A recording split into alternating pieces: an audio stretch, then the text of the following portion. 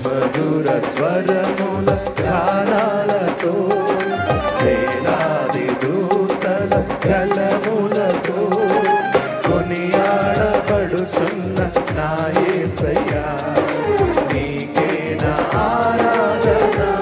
మరొకసారి సుమధుర స్వరముల గానాలతో వేలాది దూతల గళములతో కొనియాడబడుచున్న నా యేసయ్యా నీకే నా ఆరాధన. యేసుక్రీస్తు ప్రశస్త నామములో మా పిల్లలందరికీ శుభాలు. మార్కు సువార్తను మనం ధ్యానం చేస్తున్నాం. నిన్నటి దినం యోహాను యొక్క పరిచర్యను మనం జ్ఞాపకం చేసుకున్నాం. ఈరోజు మార్కు సువార్త 1వ అధ్యాయం 4వ వచనం నుంచి మనం గమనిద్దాం. పాపక్షమాపణ నిమిత్తము మారుమనసు విషయమై బాప్తీసం ప్రకటించుచు వచ్చెను. అంతటా యూదయ దేశస్థులందరూ యెరూషలేము వారందరూ బయలుదేరి అతని యొద్దకు వచ్చి తమ పాపములను ఒప్పుకొనుచు యోర్దాను నదిలో అతని చేత బాప్తీసము పొందుచుండిరి. యోహాను యొక్క బోధను విని ఆయా రాష్ట్రాల నుంచి ప్రజలు యోహాను యొద్దకు వచ్చి తమ పాపములు ఒప్పుకొని నీళ్ల ద్వారా బాప్తీసం పొందుతూ వచ్చారు యోర్దాను నదిలో. ఈ యోహాను యొక్క జీవన విధానం ఎలా ఉండేదంటే, ఇతడు ఒంటె రోమముల వస్త్రమును మొల చుట్టూ తోలుదట్టియు ధరించుకునేవాడు, అడవి తేనెను మిడతలను తినువాడు. ఈయన జీవన విధానం చాలా సాధారణంగా ఉన్నట్లుగా గమనిస్తాం. జకర్య ఎలిజబెత్ వీరిద్దరూ యాజక కుటుంబానికి సంబంధించిన వారు. అతని కుటుంబంలో ఉన్న ఈ యోహాను కూడా యాజకుడిగా ఉండాలి, కానీ యాజకుడిగా కాక దేవుడు తనని ప్రవక్తగా ప్రత్యేకించినట్లుగా గమనిస్తాం. యాజకుడు అంటే మనుషుల పక్షంగా దేవుని ఎదుట నిలబడేవాడు. ప్రవక్త అంటే దేవుని పక్షంగా మనుషుల మధ్యలో నిలబడేవాడు. ఈ యోహాను యొక్క పరిచర్య యాజక పరిచర్య కాకుండా ప్రవక్త పరిచర్య దేవుని చేత అప్పగించబడి అరణ్యంలో వాసం చేస్తూ అతడు సామాన్యమైన సాధారణ జీవితం జీవిస్తున్నాడు. అతని బోధ హృదయాల్ని పగలగొట్టేది. బండలాంటి హృదయం గలవారు కూడా ఆయన సందేశానికి మార్పు చెందేవారు, పశ్చాత్తాపడేవారు, తమ పాపములు ఒప్పుకునేవారు. ఎవరు ఒప్పుకుంటారంటే పాపాన్ని? ఎవరినైనా నీవు పాపం చేసావు, నీ పాపాన్ని ఒప్పుకో అంటే ఒప్పుకుంటారా? ఎవరు ఒప్పుకోవడానికి ఇష్టపడరు, పాపాన్ని కప్పుకోవటానికే ఇష్టపడతారు. యోహాను బోధ చేస్తున్నప్పుడు తమ పాపములు ఒప్పింపబడేవి కనుక ఒప్పుకొని పశ్చాత్తాపముతో బాప్తీసం తీసుకొని వెళ్ళేవారు. యోహాను అంటున్న మాట, అతడు నాకంటే శక్తిమంతుడొకడు నా వెనుక వచ్చుచున్నాడు, నేను వంగి ఆయన చెప్పుల వారును విప్పుటకు పాత్రుడను కాను. నాకంటే వెనుక వచ్చేవాడు నాకంటే గొప్పవాడు. వాస్తవానికి యేసు ప్రభు కన్నా యోహాను 6 నెలల పెద్దవాడు. ప్రజలు కూడా యోహాను యొక్క బోధకి ఆకర్షితులవుతున్నారు. యోహాను బోధ ద్వారా ఒక గొప్ప ఉజ్జీవము, ఒక గొప్ప విప్లవము యోదయ అరణ్యంలో జరుగుతున్నట్లుగా గమనిస్తున్నాం. ఆయన బోధ వినటానికి సుంకరులు, పాపులు, అంతేకాదు రోమా సైనికులు కూడా వచ్చేవాళ్ళంట. అలాగే హేరోదు సంబంధించిన అధికారులు కూడా వచ్చేవారంట. ఏంటి ఇంత ఆకర్షణీయానికి అన్నట్లుగా. కానీ ఈ యోహాను మరో వ్యక్తి నాకంటే గొప్పవాడు అని చెప్తున్నాడు. యేసు ప్రభు ఇతని గురించి చెప్తూ స్త్రీలు కన్నవారిలో యోహాను కంటే గొప్పవాడు లేడు అన్నాడు. కానీ ఈయన నాకంటే గొప్పవాడు ఉన్నాడు ఒక ఆయన అని యేసును చూపిస్తున్నాడు. ఆయన ఎదుట నేను వంగి చెప్పుల లేసి తీయటాన్ని కూడా నేను యోగ్యుని కాదు అని తను ఎంతగా తగ్గించుకుంటున్నాడు చూడండి. గమనించండి, మనం ఎప్పుడు తగ్గించుకుంటామో అప్పుడు దేవుని ద్వారా మనం హెచ్చించబడతాం. మనం హెచ్చించబడాలి అని తగ్గించుకోకూడదు. నేను నీళ్ళల్లో మీకు బాప్తిసం ఇస్తున్నాను, కానీ ఆయన పరిశుద్ధాత్మలో మీకు బాప్తిసం ఇచ్చునని చెప్పి ప్రకటించుచుండెను. యేసుక్రీస్తు గురించి పరిచయం చేస్తున్నాడు. మీకు మాట చెప్పనా, ఈ యోహాను యేసు ప్రభు గురించి ఇంకేం చెప్పాడంటే, ఇదిగో లోక పాపములు మోసుకొని పోవు దేవుని గొర్రెపిల్ల అని కూడా ఈ యోహాను యేసుక్రీస్తు గురించి చెప్తాడు. యేసు ప్రభు అప్పటికి ఎవరికి పరిచయం లేడు, ఎవరు యేసు ప్రభుని గుర్తించలేదు. ఆయన సామాన్యమైన వాడిగా ఒక వడ్రంగిగా పిలువబడుతున్నాడు.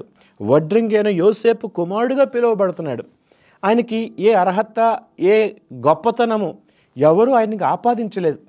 కానీ అందరి చేత ప్రశంసించబడుతూ గొప్పవాడిగా పిలువబడుతున్న ఈ యోహాను యేసుని హెచ్చిస్తున్నట్లుగా మనం గమనిస్తున్నాం. 9వ వచనంలో మనం గమనిస్తున్నాం, ఆ దినములలో యేసు గలిలయలోని నజరేతు నుండి వచ్చి యోర్దాను నదిలో యోహాను చేత బాప్తిసము పొందెను. మనం పాలస్తీనా చిత్రపటాన్ని మనం చూసినప్పుడు ఉత్తర ప్రాంతములో ఉన్న ఆ గలిలయ రాష్ట్రము నుండి యూదయ ప్రాంతానికి పక్కన ఉన్న యోర్దాను నదిలో బాప్తిసం తీసుకోవటానికి యేసు ప్రభు వచ్చాడు. యోహాను యేసు ప్రభు బాప్తిసం తీసుకోవడానికి వస్తే నిరాకరిస్తాడు. అప్పుడు యేసు ప్రభు, ఇలా నీతి యావత్తు జరుగుట దేవుని చిత్తము, ఇలా కానివ్వు అని యోహానుకు చెప్పినప్పుడు యోహాను ద్వారా యేసు ప్రభు బాప్తిసం పొందినట్లుగా గమనిస్తాం. ఆయన బాప్తిసం పొంది అలా బయటికి వస్తున్నాడో లేడో అక్కడ దేవుని స్వరము మనం గమనిస్తాం. 10వ వచనం చూడండి, వెంటనే ఆయన నీళ్ళల్లో నుండి ఒడ్డునకు వచ్చుచుండగా ఆకాశము చీల్చబడుటయు పరిశుద్ధాత్మ పావురం వలె తన మీదికి దిగువచ్చుటయు చూచెను. మరియు నీవు నా ప్రియ కుమారుడు, నీ యందు నేను ఆనందించుచున్నానని ఒక శబ్దము ఆకాశము నుండి వచ్చెను. ఒక శబ్దము కూడా వినబడింది. యేసు ప్రభు బాప్తిసం తీసుకోవటానికి వచ్చాడు. ఏమంటే యోహాను బాప్తిసం దేని కొరకు? మారు మనసు గురించి, పాపక్షమాపణ గురించి బాప్తిసం ఇస్తున్నాడు. మరి యేసు ప్రభు ఎందుకు బాప్తిసం తీసుకోవాలి? యేసు ప్రభు ఏం పాపం చేశాడు? ఆయన ఏ పాపము చేయలే కదా, ఆయన పాపము లేనివాడు కదా. ఎందుకు బాప్తిసం తీసుకున్నాడు అంటే పాపులలో ఒకని వంటి వాడిగా గుర్తింపు పొందటానికి, మనుషుల్లో ఒకని వంటి వాడిగా గుర్తింపు పొందటానికి యేసు ప్రభు తను ఎంతగా తగ్గించుకున్నాడో చూడండి. పాపము లేని ఆయన పాపుల మధ్యలో ఉండటానికి, పాపులతో గుర్తింపు పొందటానికి యేసు ప్రభు బాప్తిసం గుండా వెళ్ళాడు. ఎప్పుడైతే ఇంత సంపూర్ణ విధేయత తండ్రిని దేవుడు యేసు ప్రభులో చూశాడో వెంటనే ఆకాశం తెరవబడటం, పావురం ఆకాశము నుండి యేసు ప్రభు మీద వాడటం, ఒక శబ్దం ఆకాశం నుంచి వినబడింది, ఈయన నా ప్రియ కుమారుడు, ఈయన యందు నేను ఆనందిస్తున్నాను. అప్పటికి ఇంక యేసు ప్రభు ఏం పరిచర్య చేయలేదు. కానీ యేసు ప్రభువులో ఉన్న విధేయత తండ్రికి ఆనందం కలిగించింది. యేసు ప్రభుకి 12 ఏండ్ల వయసు ఉన్నప్పుడు యెరూషలేమునికి మరియా యోసేపులు తీసుకొచ్చారు. లూకా సువార్త 2వ అధ్యాయంలో ఆ 12 సంవత్సరాల వయసు ఉన్నప్పుడు తల్లిదండ్రులకు విధేయుడై ఉండెను అనే మాట మనం చూస్తాం. తర్వాత యోసేపు కనుమరుగయ్యాడు. యోసేపు గురించి మన ప్రస్తావన మనం చూడము.